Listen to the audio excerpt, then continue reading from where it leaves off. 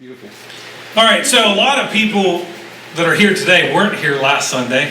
We talked about Jonah, and we didn't focus a whole lot on the rescue that God provided Jonah through the fish. We spent a little bit more time talking about the rescue that God provided for the people of Nineveh through Jonah's message.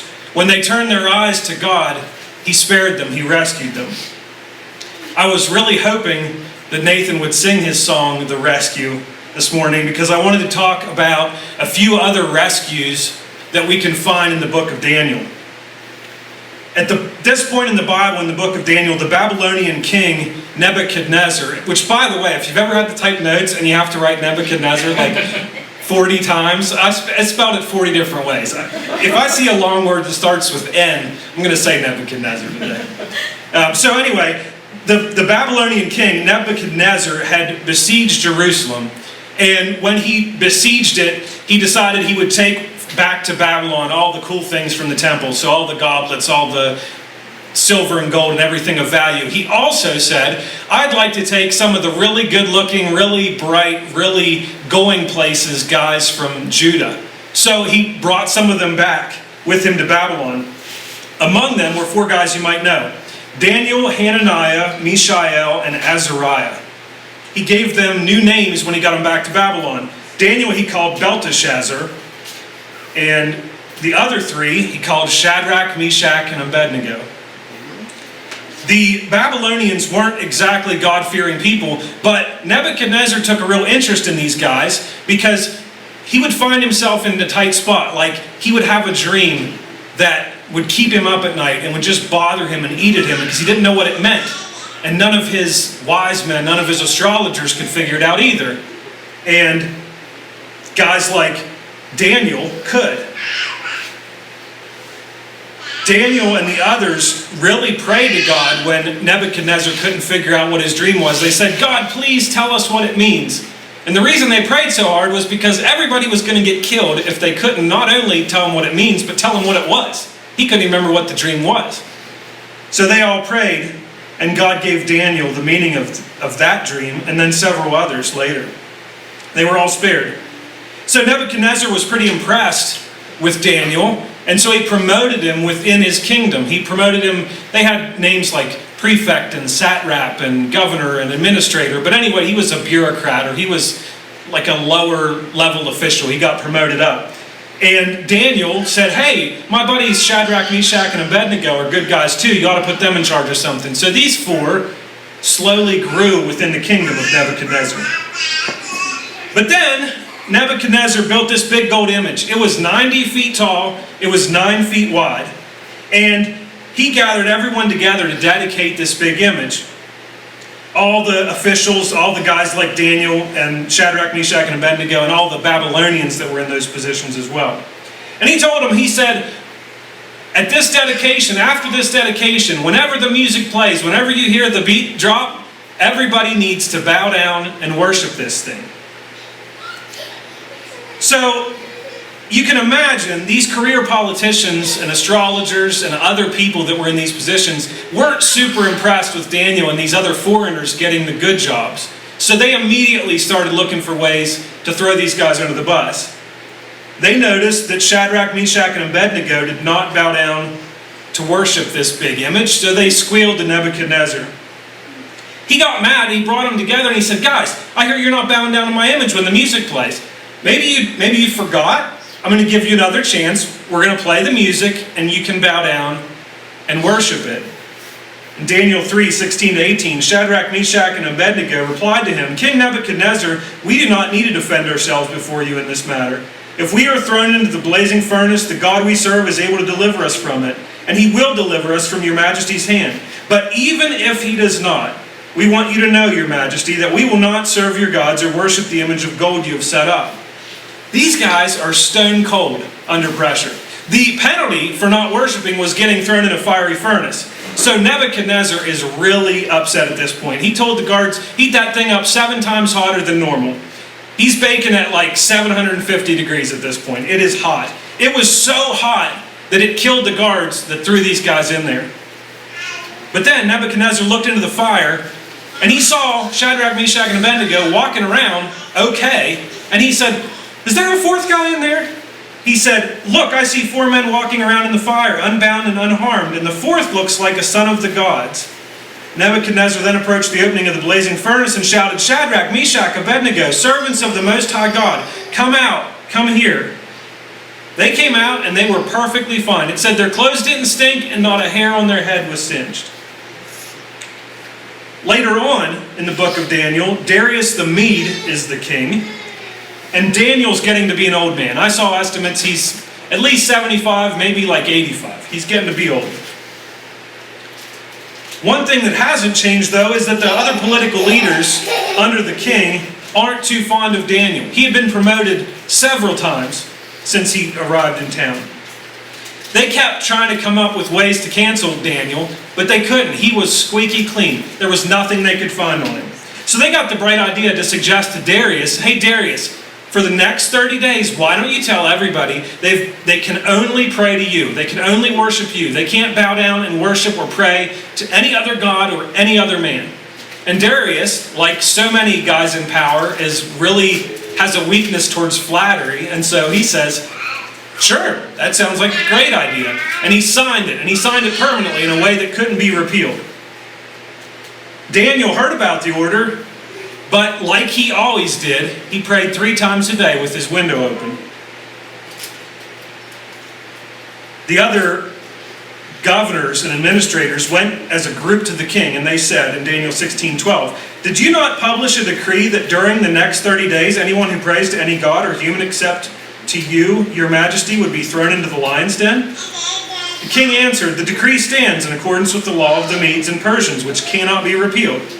Then they said to the king, "Daniel, who is one of the exiles from Judah, pays no attention to you, your majesty, or to the decree you put in writing. He still prays 3 times a day." When the king heard this, he was greatly distressed. He was determined to rescue Daniel and made every effort until sundown to save him. Then the men went as a group to King Darius and said, "Remember, your majesty, that according to the law of the Medes and Persians, no decree or edict that the king issues can be changed." So the king gave the order, and they brought Daniel and threw him into the lion's den. The king said to Daniel, "May your God, whom you serve continually, rescue you." A stone was brought and placed over the mouth of the den, and the king sealed it with his own signet ring and with the rings of his nobles, so that Daniel's situation might not be changed. Then the king returned to his palace and spent the night without eating and without any entertainment being brought to him, and he could not sleep. At the first light of dawn, the king got up and hurried to the lion's den. When he came near the den, he called to Daniel in an anguished voice, "Daniel, servant of the living God, has your God, whom you serve continually, been able to rescue you from the lions?" Daniel answered, "May the king live forever. My God sent his angel, and he shut the mouths of the lions. They have not hurt me because I was found innocent in his sight. Nor have I ever done any wrong before you, your majesty." So last week, when we studied Jonah, we saw Jonah get a second chance. And we also saw Nineveh get a second chance when they turned their eyes towards God. That story is a great comfort to sinners like me who need second chances. But what I like about these 2 stories is these guys didn't need a second chance. They got it right the first time. Shadrach, Meshach, and Abednego said, "We have faith that God is able. Not only able, we have faith that he's willing to save us. But even if he doesn't, we will never bow to that image. We won't do it." Daniel, knowing full well what his prayer life would mean for his life, continued with his prayer life. And then, after he was rescued, he said, "God saved me because I was innocent in his sight." I thank God for his grace and mercy. Lord knows I need it. But these guys are a great example of putting faith into action and standing firm when it really counts. Our news cycle is full of people standing up for all kinds of things and putting their foot down right now. And there are a lot of really good causes. There are a lot of things that really do need attention right now. But there's a whole bunch of people that are putting their foot down on things that don't really matter and saying, "This is the hill that I'm going to die on. I'm going to dig in here. I'm not going to budge." Maybe in places where it doesn't really matter. Maybe in places that doesn't warrant that. What I like about these stories is these men picked their battles. They knew when it was time to refuse to be moved. They literally chose the hill they were going to die on, furnace and lion's den. And they chose correctly because of what it was that they were standing for. But these men didn't die when they stood for God, and we won't either. Our bodies may die, but our souls never will. That's the promise. So if the story of Jonah is comfort when I need another chance, these stories are encouragement to be my best, to get it right the first time, to get it right when it really matters. So how did they do it? How could they stand firm like that when the temptation was just a little compromise? All you got to do is bow down when the music plays, and I won't throw you in the furnace. All you got to do is maybe just don't pray with your window open. Maybe just hide. Maybe conceal the fact that you're praying to another God, and I won't throw you in the lion's den. They had really seemingly easy temptations presented to them. Easy ways out. As we've been learning, when temptation comes, it often looks like the easy way out at the beginning. It often looks like, oh, I'll just do this one thing. I'll take this one shortcut. I'll take this one out, and it's going to make my trouble go away. A little bit of rationalization, a little bit of think, a little bit of talking to yourself about it, and you can talk yourself into it. So how did they do it? How did they get it right? I think these guys determined in their minds what their response was going to be before the time ever came when they had to give it. I think their devotion to God and to His ways were non-negotiable in their lives. I think they were core values that no matter what else happened, no matter what, I will not bend on this thing.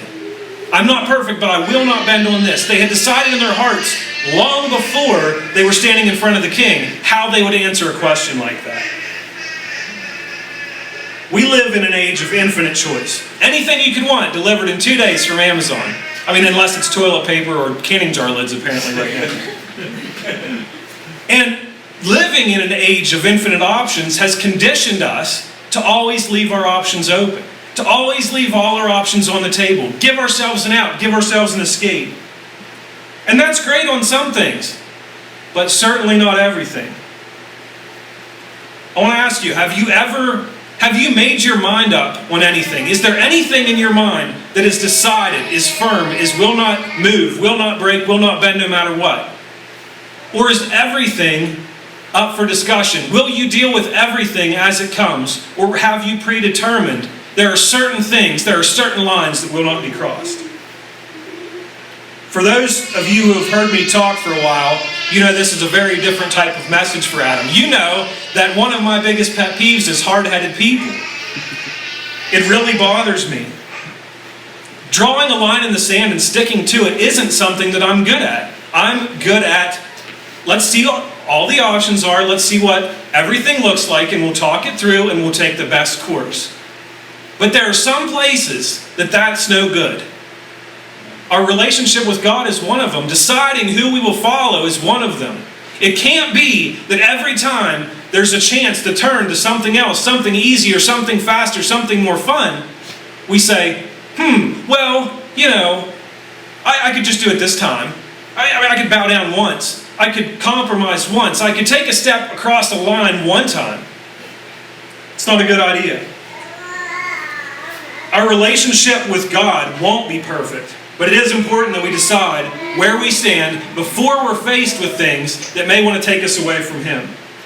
We should have our response pre-programmed so that it's just a reflex, like hit the knee, we kick. When it comes in, who will you serve? Will you this? Will you that? We answer before we even think, and then have faith, like these guys did, that God will see you through. Let me say it like this. If quitting is an option, then quitting is an option. You understand what I'm saying? If quitting's not an option, then it's not. If quitting in your mind is an option, then it's an option. If you've left it on the table, there's a time when you'll use it. If there are other things in your life that matter to you, your wife, your husband, your kids, or something that you struggle with, something that's hard for you to resist, you can apply this same kind of thought. If quitting is an option, then quitting is an option. If giving up is an option, then giving up is an option. Now, our relationships on earth are a lot tougher because they are made up of imperfect people on both sides. And I don't mean to say this morning that every relationship should be maintained no matter what. What I am saying is that I, individually can decide ahead of time what is and isn't on the table for us.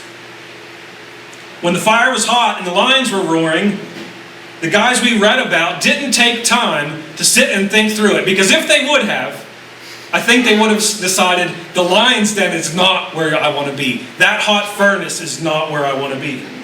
Rather, they simply did what they had decided they would do ahead of time.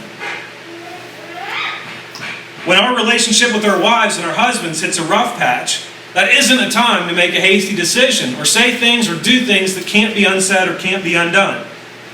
Rather, it's time to simply do what we vowed when we said I do. I hate to talk about things like this because there are so many situations out there that are so complicated and so messy. And so I don't want anybody to feel condemned by this morning. Please, please don't. My relationship with my wife isn't perfect. My relationship with my kids aren't perfect. But when I read this, it was a challenge to me, and so I'm going to challenge you with it as well. I guess what I'm asking you this morning is to step back from your life and look at what's important. Look at your relationship with God. Look at your relationship with your wife, your kids. Look at the thing that easily trips you up. Look at the thing that takes you down when you give it place. Step back from it all and say, what will I do about these things? What will my response be about these things? What is on the table and what isn't on the table? Even if you've crossed lines that you wish you wouldn't have crossed in your past, we're still here today. We still have an option to set a line and say, I'll never do that again. I'll never cross that line again. This is where I stand. I've crossed lines I wish I wouldn't have crossed. I've said things I wish I would have never said. And I can decide today I will never do that again. When the time comes when it's on the tip of my tongue, I'll default to my pre-programmed response, whether it be to God, whether it be to my wife, whether it be to my kids. I'll default to what I've decided ahead of time is the right thing to do, and I'll stick with that. Quitting would have been easier than being in the furnace or in the lion's den in the short term. But where would have it left Daniel? Where would have it left Shadrach, Meshach, and Abednego long term? In the same way, for us, giving into temptation that gets rid of our right now pain or our right now struggle might be easier now, but where will it leave us? Where will that road take us? I don't know the answer, but I do know that God was faithful to Daniel, Shadrach, Meshach, and Abednego, and I know that He'll be faithful to us as well. Let's pray.